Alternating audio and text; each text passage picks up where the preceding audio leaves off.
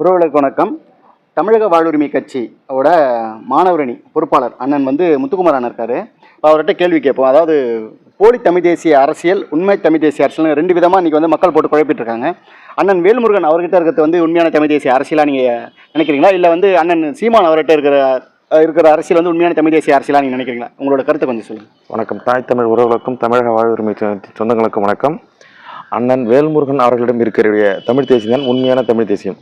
ஏனென்று சொன்னால், கடந்த கால வரலாறுகளை பார்க்கும்போது ஈழத் தலைவர் வேலுப்பிள்ளை பிரபாகரனுடைய கொள்கைகளையும் தமிழீழ விடுதலை போராட்ட நாயகன் தமிழரசன் கொள்கைகளையும் உள்வாங்கி அதனூடாக இன்றைக்கு தமிழக வாழ்வுரிமை கட்சியினுடைய நடத்தி வருகின்ற தலைவர் அண்ணன் வேல்முருகன் அவர்கள் தமிழ் தேசிய பாதையிலிருந்து சற்றும் விலகாத இன்றைக்கு உண்மையான தமிழ் தேசியத்தை நிலைநாட்டிக் கொண்டிருக்கிறார். அதற்கு உதாரணங்கள் ஏகப்பட்ட விஷயங்களை சொல்ல முடியும். அதில் ஒரே ஒரு உதாரணம் என்னவென்று சொல்லுவென்றால், தனக்கு கிடைக்கும் அதிகாரத்தை பயன்படுத்தி தன் தாய் தமிழ் உறவுகளுக்கும் ஈழதேச உறவுகளுக்கும் விடுதலை போராட்ட வீரர்களுக்கும் அதனுடைய என்ன செய்ய முடியும் என்றுதான் ஆராய்ச்சி பெறுப்பார் தவிர, அதன் மூடாக சில தலைவர்கள் போல திரள் நிதி, சுயநிதி போன்ற நிதிகளை வாங்கி வருமானம் பார்க்கக்கூடிய தலைவர் அண்ணன் வேல்முருகன் கிடையாது.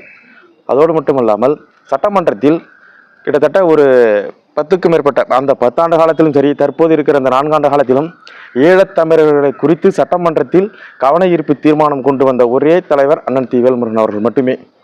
இந்த அதிகாரத்தை பயன்படுத்துவதன் காரணம் என்னவென்றால், தாய் தமிழ் உறவுகளுக்கும் ஈழதேசத்து உறவுகளுக்கும் ஏதாவது செய்ய வேண்டும் என்பதற்காக மட்டுமே தன்னுடைய அதிகாரத்தையும் தனது பதவி சுகத்தையும் அனுபவித்தவர்.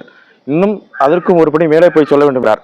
அன்றைக்கு தமிழ் தேசிய கொள்கை கொண்டு சற்று இறங்கியிருந்தால் இன்றைய நிலைமைக்கு பாட்டாளி மக்கள் கட்சியினுடைய ஒரு மிகப்பெரிய இடத்திற்கு தலைவரால் வளர்ந்திருக்க முடியும். காரணம் என்னவென்று சொன்னால், தன்னுடைய தமிழ் தேசிய கொள்கைகள் இம்மியளவு கூட பாதிப்பு வந்திருக்கூடாது என்பதற்காக அன்று போராடிய காரணத்தினால் அன்றைக்கு அந்த 2ஆம் கட்ட தலைவர் பதவியும் தனக்கு அவப்பெயரோடு வெளியேற்றப்பட்டார். இன்றைக்கும் அதே கொள்கையில் அன்றைக்கு தன்னுடைய சிறு வயதில் எந்த கொள்கைக்காக இந்த தமிழ்நாடு முழுக்க களமாடினாரோ அதே கொள்கையில் இன்றளவும் இமியளவும் குறையாத தமிழ் தேசியத்துக்காக போராடக்கூடிய ஒரே தலைவர் அண்ணன் வேல்முருகன் என்பது நிதர்சனமான உண்மை. தமிழ்நாட்டில் சீமான் போன்றவர்கள் மேடையிலே ஒரு பேச்சு பேசுவது, பின்புறமாக சென்று ஒரு பேச்சு பேசுவது, அப்படியல்ல அண்ணன் வேல்முருகன். மேடையில் என்ன பேசுகிறாரோ, எதிரி என்றால் எதிரி, நண்பன் என்றால் நண்பி. தமிழ் தேசியத்திற்கு துரோகம் செய்கிற அனைவருமே அண்ணன் வேல்முருகன் அவர்களுக்கு எதிரிதான். சமரசமே இல்லாத ஒரு போராளி தலைவர்.